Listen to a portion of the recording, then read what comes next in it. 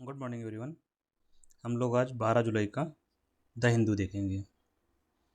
आज हम चर्चा करेंगे 129th अमेंडमेंट।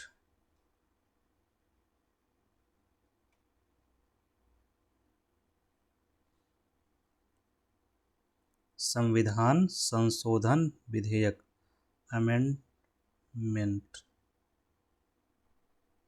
संविधान संशोधन विधेयक। इसकी संख्या याद करने की जरूरत नहीं है 129th, क्योंकि ये संख्या बदल ही जाएगी आगे। इसमें चर्चा क्या है कि जो एक राष्ट्र या एक देश एक चुनाव से जुड़ा हुआ है, मतलब ये करवाने के लिए जो संविधान में संशोधन करेंगे उसके लिए लाया गया है। क्योंकि ये जब करवाएंगे हम लोग एक राष्ट्र एक चुनाव, तो संविधान के कई अनुच्छेदों में संशोधन करना होगा, तभी हो पाएगा ये, इसीलिए लाया गया है। तो ये जो अमेंडमेंट बिल है सदन में पेश किया गया था, अभी यह किसके पास है? जेपीसी के पास है। जेपीसी क्या है? संयुक्त संसदीय समिति, ज्वाइंट पार्लियामेंट्री कमेटी। संयुक्त संसदीय समिति के पास है और यह क्या कर रही है? इसकी समीक्षा कर रही है।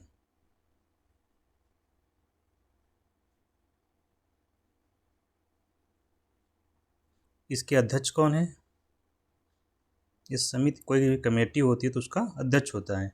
इसके अध्यक्ष हैं मिस्टर पी चौधरी। देखिए, जो पार्लियामेंट्री कमेटी होती है उसका जो अध्यक्ष होगा वो भी क्या होगा? वो भी सांसद होता है।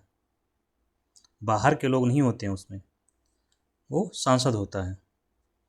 तो इन्हीं की अध्यक्षता में इस अमेंडमेंट बिल की समीक्षा हो रही है कि क्या संशोधन और इसमें इस बिल में कुछ चेंज करना हो तो भी कर लिया जाए पास होने से पहले। तो इसी में इस कमेटी ने सुझाव मांगे थे।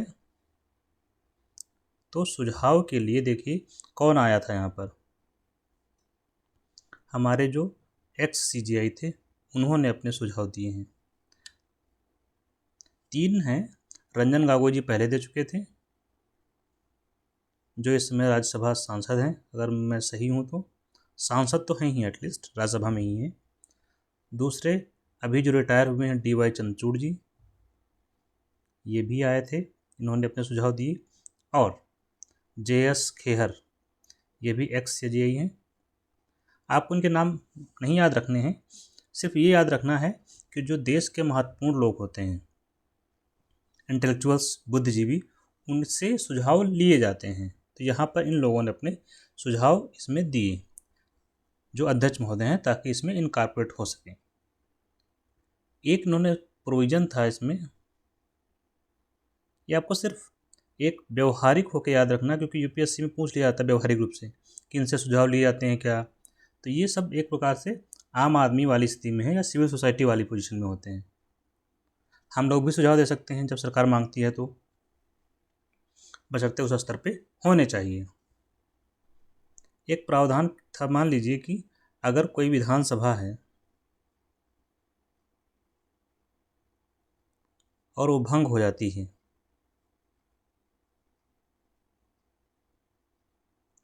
समय से पहले। एक राष्ट्र एक चुनाव क्या है कि विधानसभा और लोकसभा, इनके जो चुनाव हैं वो एक साथ होंगे। यही है एक राष्ट्र एक चुनाव। तो विधानसभा और लोकसभा के चुनाव एक साथ होंगे। तो मान लीजिए विधानसभा अगर समय से पहले भंग हो गई तो क्या होगा? तो चुनाव करवाए जाएंगे। तो क्या होगा? चुनाव होगा। ये प्रावधान जो किया गया, चुनाव होगा, लेकिन कार्यकाल कितना होगा? लेकिन टेन्योर, कार्यकाल होगा शेष बचे हुए कार्यकाल के लिए। शेष समय मतलब 5 साल का होता है कार्यकाल, अगर 3 साल गुजर चुके हैं तो 2 साल के लिए चुनाव होगा, शेष समय के लिए होगा। लेकिन यहाँ पर ये लिखा हुआ है कि जो रिमेनिंग पीरियड है, बचे हुए समय के लिए करवाया जाएगा। लेकिन मान लीजिए विधानसभा भंग हुई, उसके बाद उसका टेन्योर मात्र 2 माह बचा। फॉर एग्जाम्पल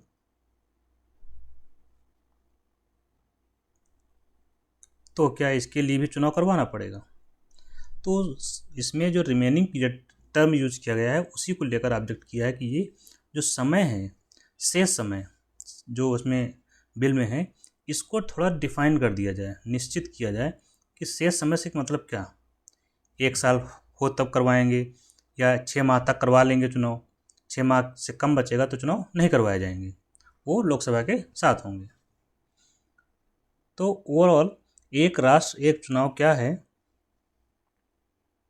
आपको ये पता हो, इसके लिए आपको याद होगा एक इसके लिए कमेटी बनी थी, सरकार ने जो बनाई थी, जो हमारे पूर्व राष्ट्रपति थे उनका क्या नाम था,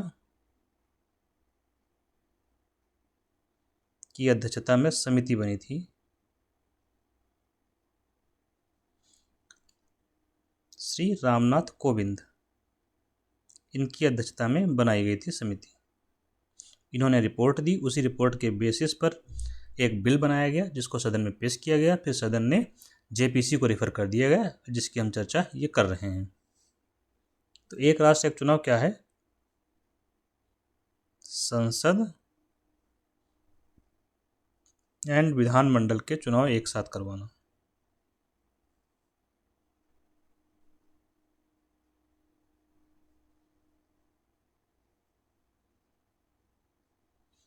फायदा क्या होगा इससे, इससे क्या होता है कि समय की बचत होती है।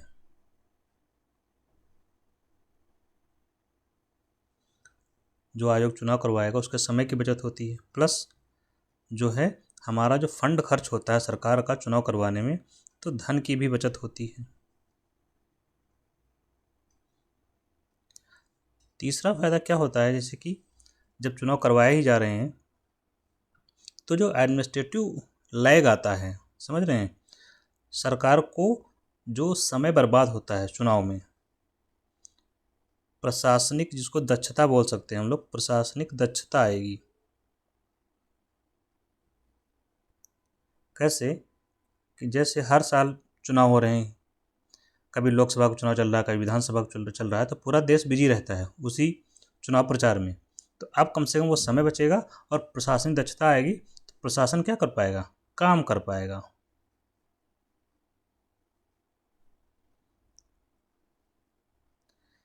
तो मुख्य है कि एक साथ इनके चुनाव करवाए जाएं, वो आपको केंद्र में याद रखना है मुख्य बात के रूप में।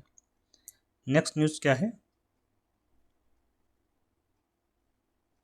एक न्यूज़ है PKK संगठन करके, हो सकता है आपसे इससे फुल फॉर्म पूछ लिया जाए। इस PKK एक सेपरेटिस्ट ऑर्गेनाइजेशन है, इसका नाम है कुर्दिस्तान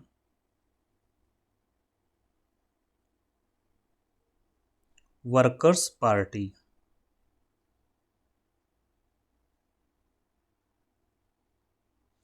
PKK ये किसी और भाषा में है, टर्किश संगठन है। तो ये लोग क्या कर रहे थे, इनकी अलग कुर्द लोग हैं, कुर्द लोगों का संगठन है।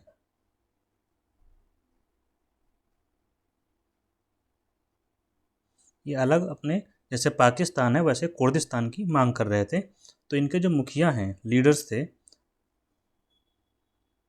वो जेल में हैं 20 साल से, 2000 से जेल में हैं। इन्होंने जेल से एक, जेल क्या कहाँ पर है, एक द्वीप पर है, आइलैंड इस्तांबुल के पास में। तो वहाँ से इन्होंने रिक्वेस्ट किया है, या सोच लीजिए आदेश दिया है कि हम ये भी जो पार्टी है कुर्दिस्तान वर्कर्स पार्टी, ये क्या बोलते हैं, हिंसात्मक पार्टी है, जिसको बोलते हैं सशस्त्र। तो इन्होंने रिक्वेस्ट किया है कि जो सशस्त्र हैं, या सशस्त्र से बोले, शस्त्रों को त्याग कर, शस्त्रों को छोड़ने का रिक्वेस्ट किया है। किससे, अपनी जो पार्टी है शस्त्रों को छोड़ने की रिक्वेस्ट की है, और कहा है कि हम अब शांतिपूर्ण तरीके से अपने जो उद्देश्य है उसको प्राप्त कर लेंगे। तो इसलिए ये न्यूज़ में है।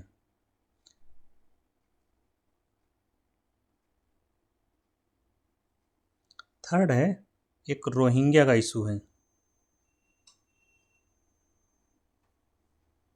ये रोहिंग्या क्या है, रोहिंग्या म्यांमार में रहने वाले मुस्लिम समुदाय हैं। आपको ये पता रखना है कि रोहिंग्या कहाँ पे हैं, मुस्लिम समुदाय है, जो क्या है वहाँ पर अल्पसंख्यक है।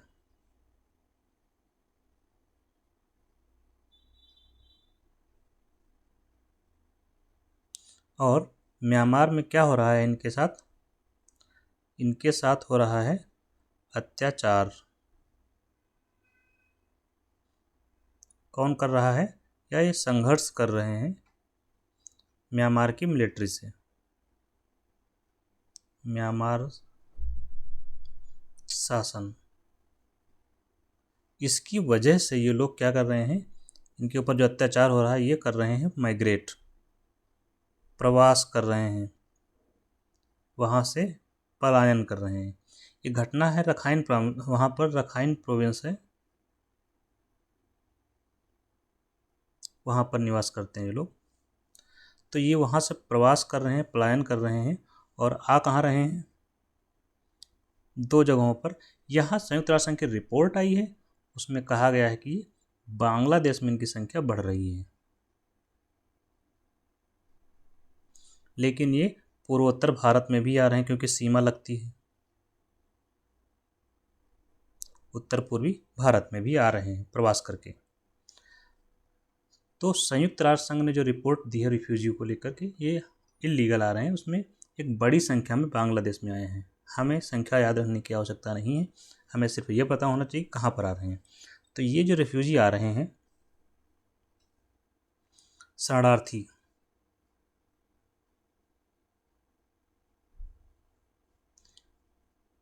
ये क्या है? इलीगल तरीके से आ रहे हैं, अवैध तरीके से आ रहे हैं, सीमा पार करके।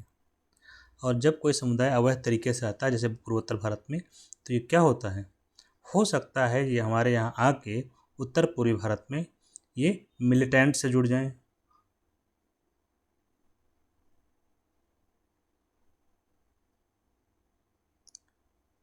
और जब ऐसा होता है, हो सकता है हमारे यहाँ की सूचना ये बाहर भेजें, तो ये क्या हो जाते हैं, आंतरिक सुरक्षा के लिए खतरा हो जाता है, देश की इंटरनल सिक्योरिटी के लिए खतरा।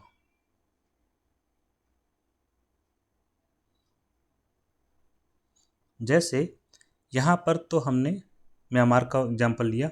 दूसरा एग्जाम्पल अगर हम इसमें इसी में समझना चाहें, तो बांग्लादेश से लोग जो है भारत में आ रहे हैं, पूर्वोत्तर भारत में या भारत में। बांग्लादेश से लोग पूर्वोत्तर भारत या भारत, जैसे पूर्वोत्तर भारत में जैसे असम वाला एरिया है, वहाँ पर आते हैं लोग। तो ये बांग्लादेशी भी भारत में अवैध तरीके से आ रहे हैं, क्या है, अवैध प्रवासी। तो भारत की समस्या, ये अवैध प्रवासियों की समस्या रहती है भारत में, बांग्लादेश से जो आते हैं। इसी को लेकर जब अभी आपने देखा होगा 1-2 साल पहले असम में एनआरसी जब करवाया गया, तो बड़े पैमाने पर विवाद हुआ।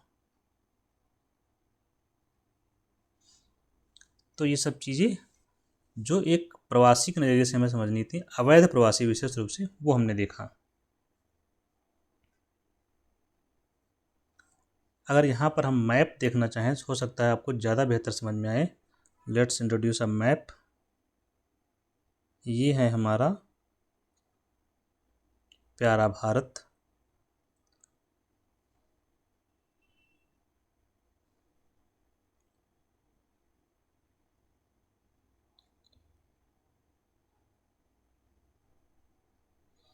पहले हम लोग भारत बनाते हैं ताकि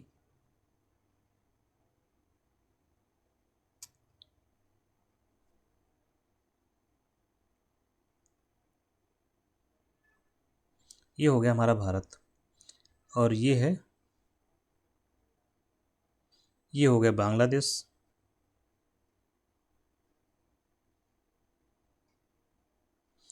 और यहाँ पर ये जो पोर्शन है ये है आपका म्यांमार। यहाँ से लोग देखिए सीमा लगती है तो यहाँ चले जाते हैं, और ये यहाँ पर भी आते हैं, फिर ये भारत में आ जाते हैं। तो ये समस्या है। रखाइन प्रोविंस के यहाँ पर ये रोहिंग्या हैं और बांग्लादेशी हमारे यहाँ आते हैं यहाँ से। नेक्स्ट क्या है? अस्त्र।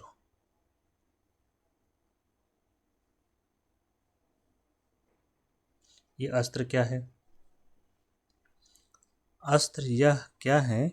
ये है एक मिसाइल। और मिसाइल बनाने का काम कौन करता है भारत में? किसने बनाई? मिसाइलें बनाने का काम एक ही संगठन करता है जिसका नाम है DRDO। Full form defence research and organisation. इसने बनाई है। अब कुछ मिसाइल के बारे में बात करते हैं जो अस्त्र मिसाइल है हमारी। तो अभी क्या हुआ है, इसका परीक्षण किया गया है। टेस्टिंग परीक्षण किया गया। कहाँ? उड़ीसा के पास में, क्योंकि हमारी टेस्टिंग रेंज वहीं पर है। उड़ीसा के पास हमने टेस्ट किया। चूँकि ये मिसाइल कौन सी मिसाइल है? BVRAAM, मतलब बियॉन्ड विजुअल रेंज, मतलब जहाँ तक दिखाई पड़ता है उसके परे। Beyond visual range air to air missile. कौन सी मिसाइल है? एयर टू एयर मिसाइल है। अलग से पॉइंट लिखना चाहें तो A2A मिसाइल है। अब A2A का मतलब क्या होता है, तब हम टेस्टिंग समझ पाएंगे। उड़ीसा के पास हमने क्यों लिखा?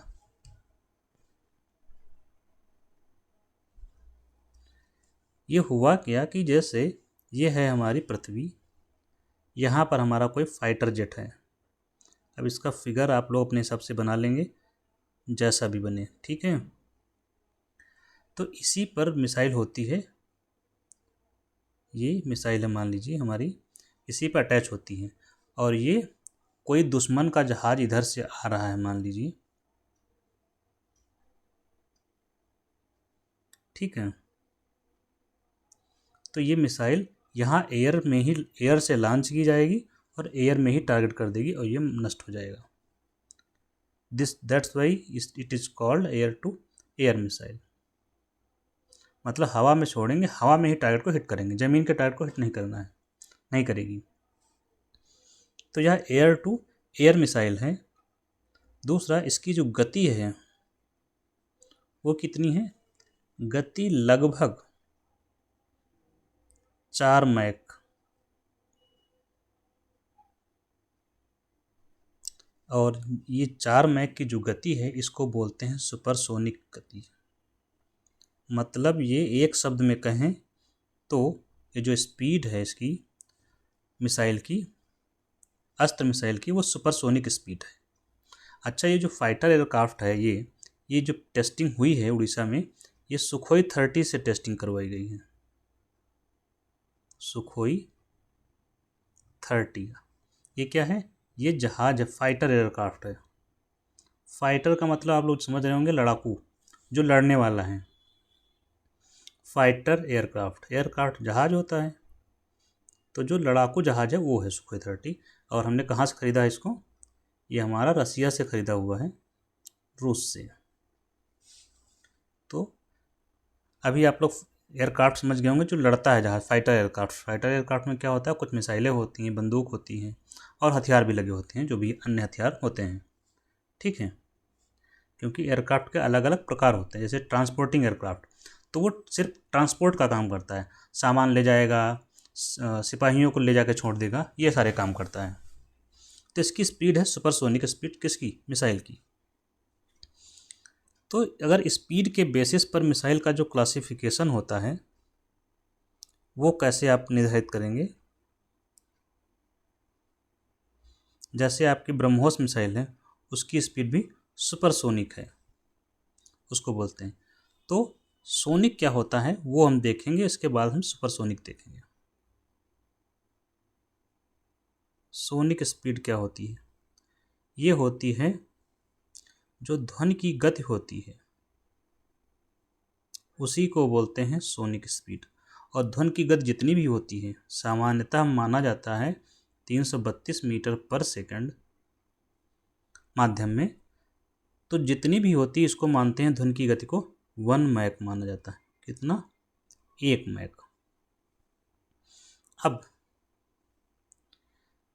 एक शब्द होता है सब और सुपर। सब का मतलब होता है कम, ठीक है। तो इससे अगर ऊपर स्पीड है, प्लस में है, 1 मैक से ज़्यादा है, मतलब ये 1 मैक से ज़्यादा, तो ये स्पीड कहलाती है सुपरसोनिक स्पीड। तो जो मिसाइल है तो सुपरसोनिक हो जाएगी। और 1 मैक से माइनस में है, कम है,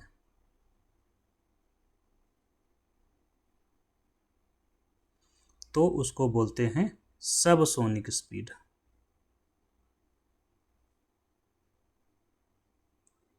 एक और होती है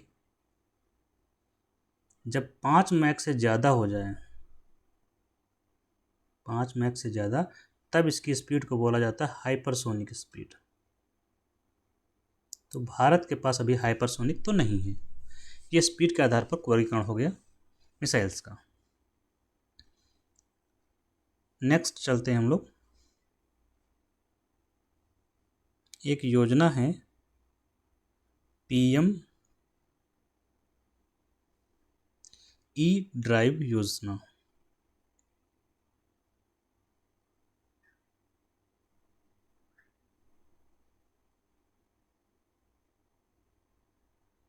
पीएम ई ड्राइव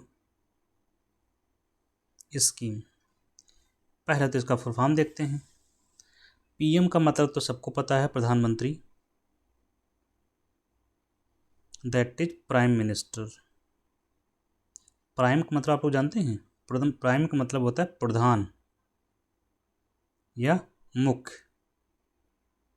जैसे आपने देखा हो प्राइम वीडियो, प्राइम मेंबरशिप, ठीक है। तो ये प्रधान जो मुख्य है वो prime minister. E for electric, prime ministers electric drive revolution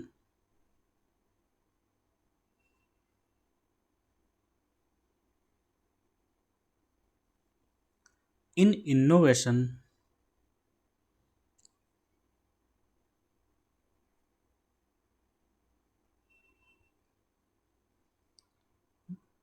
vehicle enhancement scheme.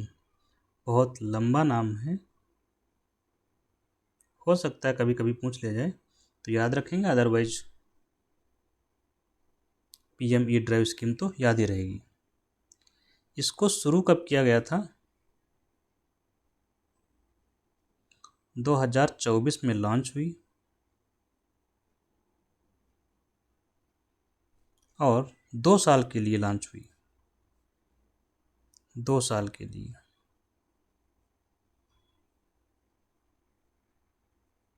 मतलब 2026 तक। उद्देश्य क्या था इसका? ऑब्जेक्टिव या पर्पस क्या था? उद्देश्य साफ है, देश में ई मोबिलिटी, ई गतिशीलता को बढ़ावा देना।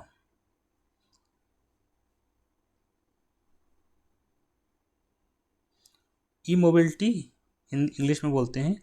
ई मतलब होता है इलेक्ट्रिक, इलेक्ट्रिक परिवहन को बढ़ावा देना। मोबिलिटी मतलब, तो इलेक्ट्रिक परिवहन को बढ़ावा कैसे देंगे? तो जैसे 2 व्हीलर होते हैं, 3 व्हीलर हैं गाड़ियाँ, 4 व्हीलर गाड़ियाँ हैं और ट्रक हैं। इसके अलावा आप एम्बुलेंस हैं, बस हैं, ये ई बसें सब ई मोड में चलाई जाएँ। 3 व्हीलर में रिक्शा रिक्शा वगैरह जो आते हैं, ई रिक्शा। 4 व्हीलर में आपकी कार हैं। 2 व्हीलर की आपकी बाइक्स हैं। इन्हीं को बढ़ावा देना था इसका उद्देश्य। अब ये न्यूज़ में इसलिए है क्योंकि इसमें ट्रक को भी शामिल कर लिया गया है, ई ट्रक। तो इसीलिए न्यूज़ में है। न्यूज़ में क्या है, अब इनके लिए क्या दिया जाएगा, वित्तीय प्रोत्साहन दिया जाएगा, फाइनेंशियल इंसेंटिव।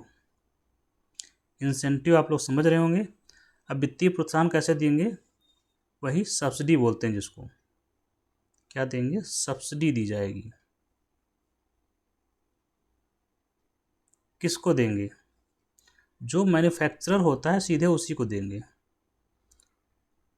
मैन्युफैक्चरर को दे देंगे। और मैन्युफैक्चरर को कैसे देंगे, जो पहले आओ पहले पाओ।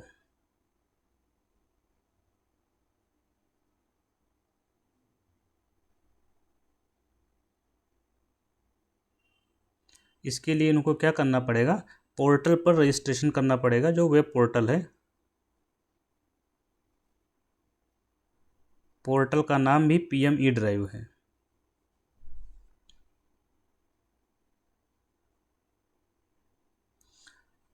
और फिर इनको लाभ मिलेगा मैन्युफैक्चरर को। जब मैन्युफैक्चरर को सब्सिडी मिल जाएगी तो ट्रक की कीमत क्या हो जाएगी, सस्ती हो जाएगी, ट्रक की कीमत कम हो जाएगी और लोग खरीदेंगे। यहाँ पर इन्होंने एक शर्त रखी है। क्या रखी है, जो पुराने ट्रक हैं उनको स्क्रैप करना है, तब मिलेगा स्क्रैप ओल्ड ट्रक। स्क्रैप करना मतलब जो पुराने ट्रक हैं उनको लाकर ख़त्म करना, और उनको जो मेटल है उसको यूज़ किया जाए फिर से। क्यों स्क्रैप क्यों करना ओल्ड ट्रक को, क्योंकि इनसे होता है प्रदूषण बहुत। तो जब स्क्रैप हो जाएगा तो प्रदूषण क्या होगा, इससे कम हो जाएगा।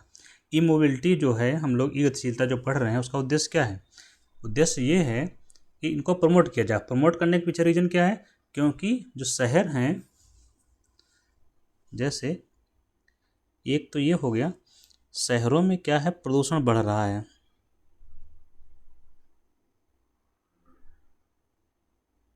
शहरों में प्रदूषण क्या है, बढ़ रहा है। किस वजह से बढ़ रहा है, इसके पीछे रीजंस हैं, जो परिवहन के साधन हैं। कौन से साधन हैं, इनकी हमने चर्चा की इन सब चीज़ों से। जैसे 2 व्हीलर 3 व्हीलर, कार, ट्रक, ये सब क्या यूज़ करते हैं, फॉसिल फ्यूल, जीवाश्म ईंधन यूज़ करते हैं। तो जीवाश्म ईंधन की जगह पर जब जीवाश्म ईंधन की जगह पर इलेक्ट्रिक यूज होगी तो प्रदूषण क्या हो जाएगा, इससे होगा प्रदूषण कम होगा। तो शहरों में प्रदूषण की समस्या का निदान है, समाधान है ये योजना। प्रदूषण कम होगा तो इससे क्या होता है, स्वास्थ्य लाभ होगा। स्वास्थ्य लाभ मतलब स्वस्थ स्वास्थ्य क्या होगा, अच्छा होगा।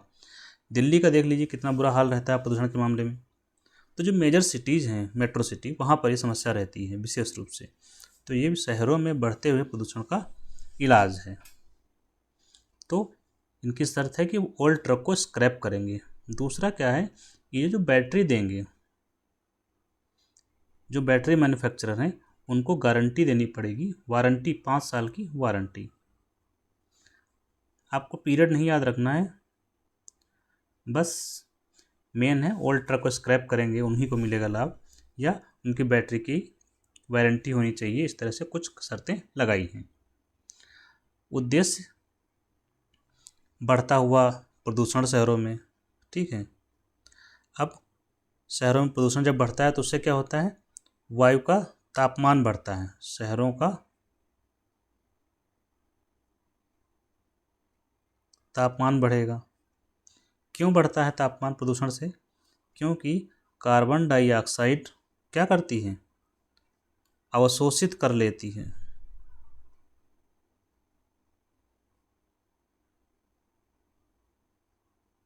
ऊष्मा को। तापमान बढ़ेगा तो रहना मुश्किल हो जाता है, और इसी तापमान बढ़ने को क्या हम बोलते हैं? Global warming. सभी जब विश्व में ऐसा हो तो हम इसको बोलते हैं वैश्विक तापन। तो वैश्विक तापन का समाधान है। अब वैश्विक तापन जब ग्लोबल वार्मिंग होती है तो जलवायु परिवर्तन होता है। तो ये क्या है? जलवायु परिवर्तन का समाधान है।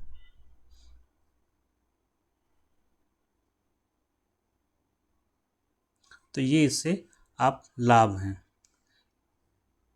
इसी के साथ हम लोग ख़त्म करते हैं। Thank you.